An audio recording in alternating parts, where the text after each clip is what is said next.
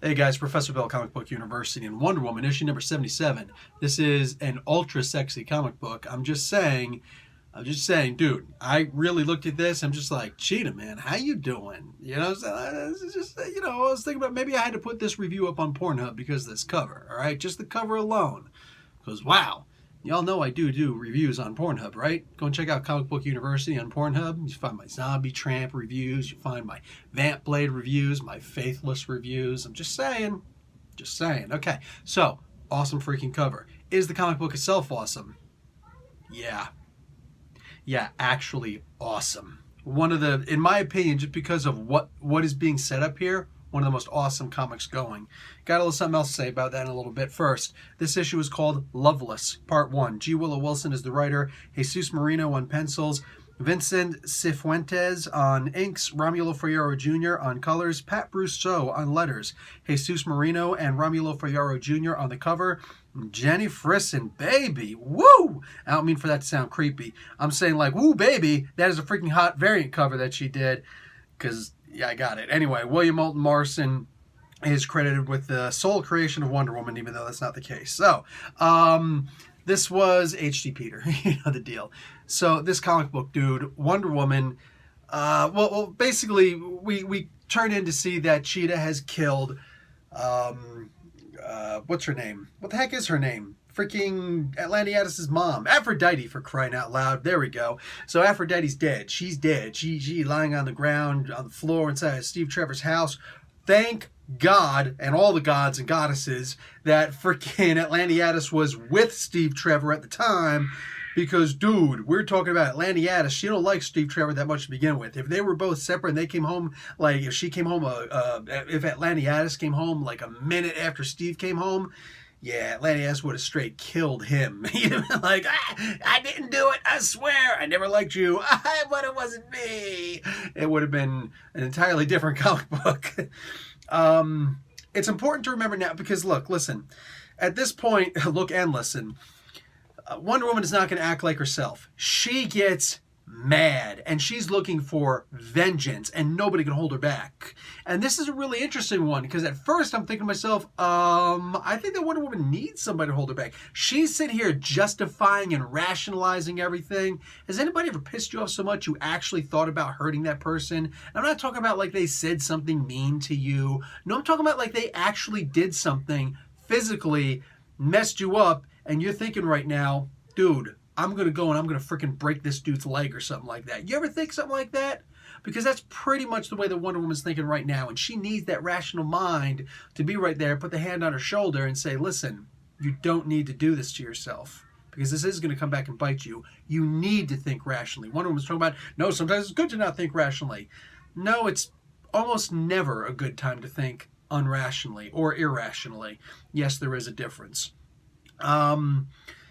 What's interesting, though, is I also immediately picked up that this is happening because, well, love is dead. I mentioned this in the previous review. I specifically, pointedly remember mentioning this because it was crucial, and I was really hoping that Miss Wilson was going to work off of this little factoid, and she does. She absolutely does.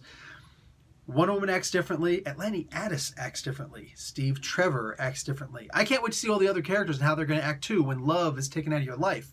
You see, this kind of goes back to the whole idea of Atlanteatis changing people's minds by simply removing a little inhibition. Well, now all of a sudden, a little love has been reduced. And everybody acts differently when something is changed inside of your brain. So did Miss Wilson do this on purpose so that it could reflect back to what Atlanteatis has done? I don't know. I almost don't even care. It's just the idea that this is fantastic. And it seems perfectly poetic that this is what's happening right now, that everybody in the world is going to be affected by this. That there is no more love in the world. And everybody's going to treat this differently. Wonder Woman, of all things, she operates on love. That is what she is. She's the superhero who wound up getting her hands on, or her finger on, the Sapphire Lantern ring. She is love. They even, Patty Wilson? Darn it, I can't remember her name. But the director for Wonder Woman, she actually, I know her name, Patty Jenkins, I think it is. she went and made sure that Gal Gadot said, hey, you got to do this for love. Wonder Woman does everything for love. So when she, is about to beat up on Ares, make sure that you say, for love, because it's crucial. That's who Wonder Woman is, and it's always who Wonder Woman's been. In one incarnation or another, most writers have understood that's what really moves Wonder Woman. That's the bleeding heart. That's the pulse of Wonder Woman. It's all coming from her heart. It's love. And this issue, more than I think, definitely more than any in this run so far, but more than a lot of the comic books that have come out featuring Wonder Woman, really emphasizes that right here.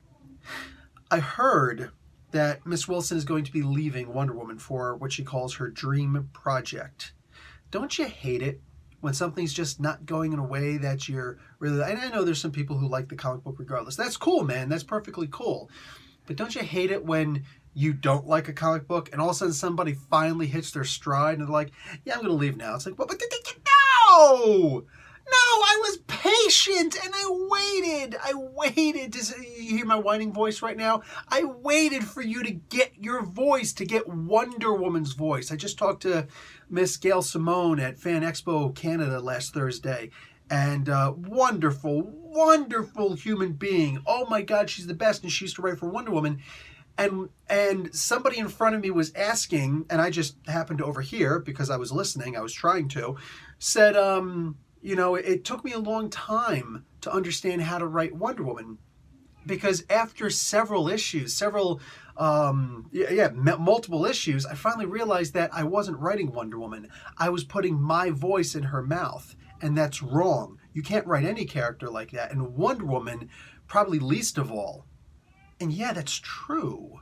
She's 100% correct on that. And it's funny, I never thought about it quite that way. That Wonder Woman is one of those characters you just can't do that with.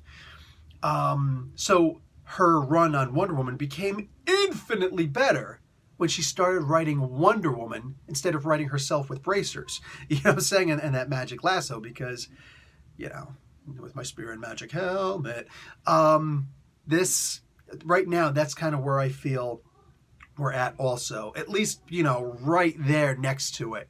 That I feel that Miss Wilson has a great, she's got her finger on the pulse of what Wonder Woman's supposed to be. And if she's not perfectly there yet, she's right next door. You know what I'm saying? And now to find out that she's going to leave, that's not cool, man. That's not cool. Anyway, this is cool. At the very least, we should have her until the end of this run, right? Right? She wouldn't just leave this story on. It's messed up. But I heard that Orlando's going to jump on this book. That's cool. He's kind of hit or miss, but it is what it is. Anyway, guys, I'm really sad to see her go with such an amazing issue under her belt right now. This was, I wouldn't say it's necessarily a moving book, but man, it's right there. This was a fantastic issue. It really got who Wonder Woman was. And there is literally nothing else I could ask for in a Wonder Woman book. Just give me Wonder Woman. I almost don't care what else happens in the book. So, kudos. Freaking kudos. Anyway, guys, I'm out. Probably got a Pornhub review to do. Professor Bell, Comic Book University. Class dismissed.